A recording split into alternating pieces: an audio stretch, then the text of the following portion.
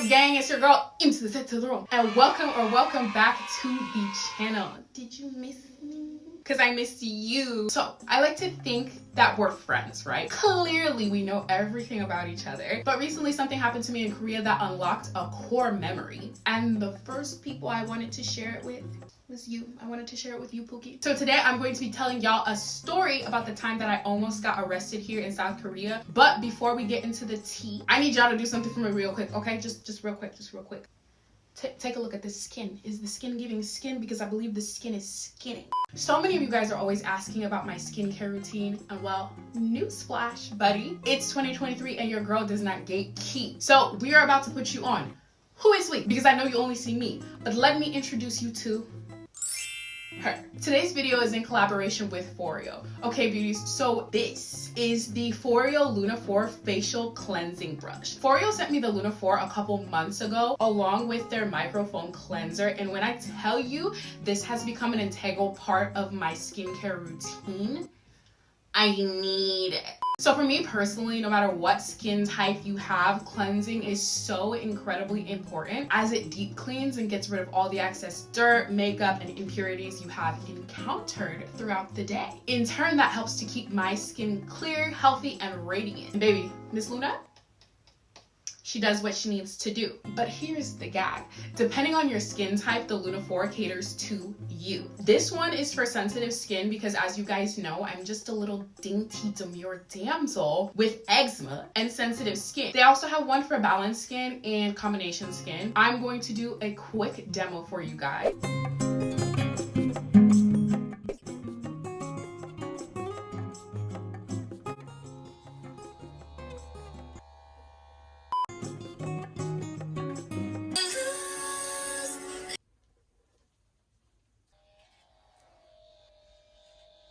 On the game. The Luna 4 has so many features that are going to enable you to get pro-looking results at home.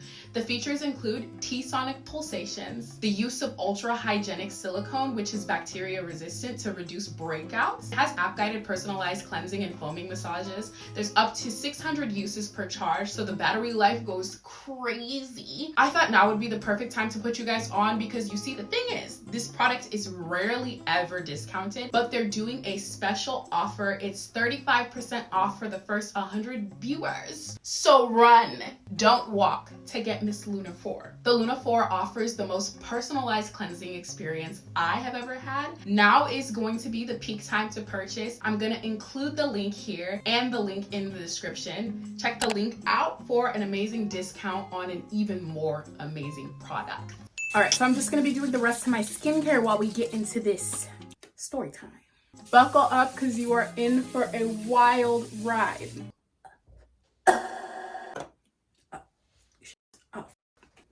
So I just wanted to give some pre-context. I had heard from a long time ago that if somebody needs help in Korea, don't help them. And I know that sounds horrible, but I swear to God, a lot of my Korean friends were just like, if you ever see anybody in trouble, especially you as a foreigner, don't do a damn thing because it will end up biting you in the butt. And I was so confused by that because I am really Captain Save-A-Ho. Like, I am the queen of put myself in somebody else's shoes. Because like, if I was in trouble, I would want somebody to help me out. I would want somebody to help me out, you know? Like, I would want somebody to save me. I really could never imagine being in a situation where I'm like, help, help, and then like nobody comes to help me. But they were all telling me the same story, and correct me if I'm wrong, but they told me this one story to justify why you shouldn't help people if they're in trouble in Korea. And it was apparently because some time ago there was this lady who was in a swimming pool, okay? She was doing her thing.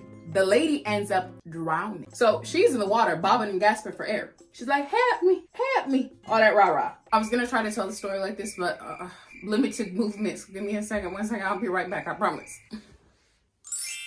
Okay, I'm back. So bystanders are looking, they're like, oh my God, what do we do? Then from the crowd arises a hero. He's like pushing through the crowd. He's like, make way, beaches. I'm here to save the day. He grabs the lady out of the water. I don't know if it was a pool or the ocean. Nonetheless, he ends up saving this lady from a large body of water. He gets her on land. Now, I know you know as well as I know that they teach you when somebody basically has like drowned, you gotta do all types of compression and do what you gotta do to save them, right? And one of those is mouth-to-mouth resuscitation. So he's doing the compressions and nothing's working. So as a last resort, resort, he's like, forget it. Got to do mouth to mouth and resuscitation. So he's going in, blowing in her mouth. And she wakes up. The crowd goes wild. Everyone's like, oh my God, you saved her life. He's a hero, right? Wrong. That would be everyone except for Miss Thang, who just got saved. She starts freaking out. She's like, oh my God. Oh my God, did you just save my life? Did you just kiss me? And old dude is like, yeah, girly pop, but I was trying to save your life. Like, let's be so for real right now. But she was not having that. So long story short, she took his behind to court and she sued him. I'm pretty sure she won. And I know what you're thinking. Outrageous. Ludicrous. I know you're also probably wondering, Soros, what in the hell does this have to do with you almost getting arrested? Well, let me tell you. Actually, no. How about you tell me why I almost got arrested for trying to help somebody? Honestly, I should have listened to my friends. And I really should have just left her there. I don't want to get too far ahead of myself, but let's get into the story time. Okay, so boom skis. Y'all already know what the do is. Korea is basically like my old stomping ground, and back in my day, your girl got around, right? So on this particular night, I went to a cocktail bar with my friends. And the thing is, we had gotten there pretty late at night, right? Like this was probably like the third bar that we had been to, and it was the last bar that we was gonna go to before we went to the club. This particular bar had like elevated seating. I don't know about you, but elevated seating and drunk bitches already sounds like a match made in hell to me. So it was a small bar and there wasn't a lot of people. It was really just my group of friends, and there was like this open booth area next to us, and there was another group of people. So it was 2 girls and 1 guy. Keep this in mind, right? Because it's important for the story. It's important for the plot. So they were all Korean, and I'm gonna be so honest with you, being bilingual really has enriched my life in the sense that I get to hear all the crazy tea. They were talking loud as hell, first of all. They were talking about who's cheating on who and who's messing with whose husband. They all worked at the same company. So I'm sitting there sipping on my tequila and being nosy as I usually do. We're thinking that this place closes at 3, so we're gonna have more than enough time to just chill until one of the workers comes up to us. And he's like, hey guys, just to let you know, we close in an hour. So the panic sets in, me and my girls, we like, shots, right? We start throwing the shots back and forth. We were like, we really have to get our money's worth. The other group of people, for whatever reason, starts following suit, which they shouldn't have, because clearly they can handle their lick.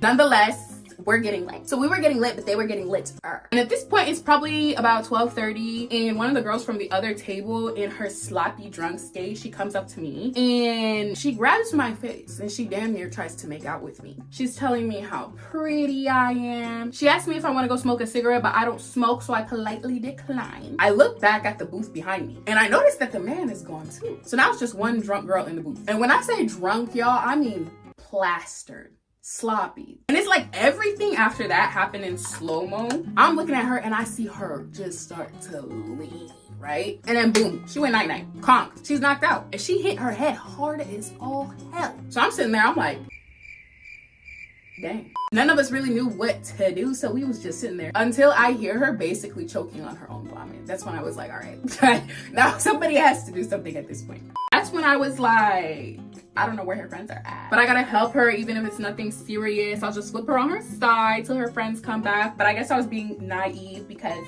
guess what? Her friends didn't come back. So my girls ended up coming back and I said, where's the blonde girl? They said she bounced. So now I'm looking at the drunk little girl on the floor and I'm thinking to myself, if that was me, I would really want somebody to help me. So me and one of my other friends, we go to lift up this girl because mind you, she was a tiny girl, but dead weight is no joke. And that dead weight made a no more than 100-pound Korean girl feel like she was at least 200 pounds. So me and my homegirl, we was down there out of breath, heaving and hoeing, trying to get her to sit up right. Because again, mind you, she's still on this elevated platform. And as soon as we get her up, the bouncer comes and he's basically like, all right, ladies, I'll take it from here. So I look at him, I look at my bestie, I look back at him. He looking at me, I'm looking at him, he looking at me, looking at him, we looking at each other. I wanted to tell him to get on because when I tell you, oh boy was so skinny, he was very much giving.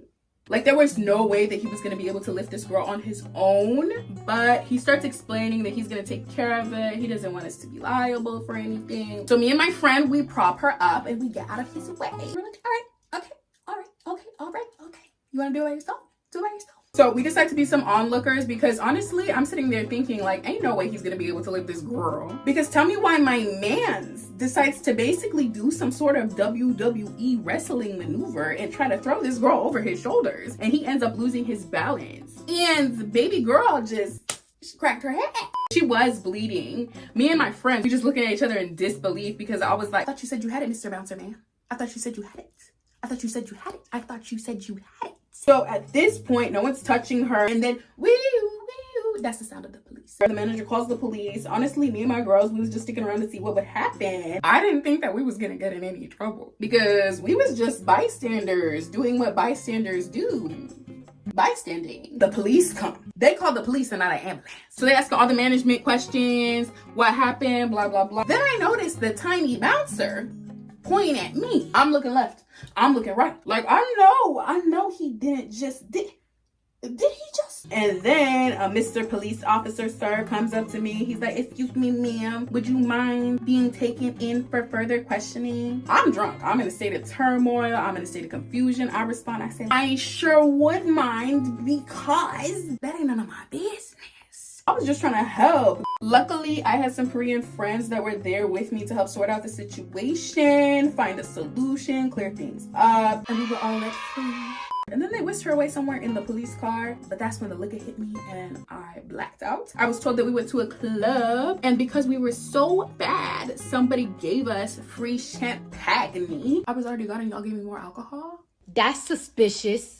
They basically thought that they would be being bad friends if they let me miss out on a bottle, but I was gone, so I don't even remember the taste of the champ. And that's that. The moral of the story is, do what you will, but help at your own risk because you don't want to end up like me having to talk to la policia because you was just trying to help out. Like, that's crazy. Lord knows the situation could have gone sideways, but luckily it didn't. We kept the vibes going and I didn't catch a record in a foreign country. Anyways, I just wanted to share that with you. That's it for today's video. If you like these videos, if you like these videos and want to see more videos, then don't forget to like and subscribe, but also tune in next time for more videos. Love you. Bye. It's giving glass skin. High five. Cheers to that. I just wanted to share that with you guys. Do feel closer, friends, because I do. I'm so glad that I shared that with you. I'm sorry, my head is itchy. You're supposed to pat. Don't scratch. Pat. Don't scratch. Pat. Don't scratch. Oh, pat. Don't scratch.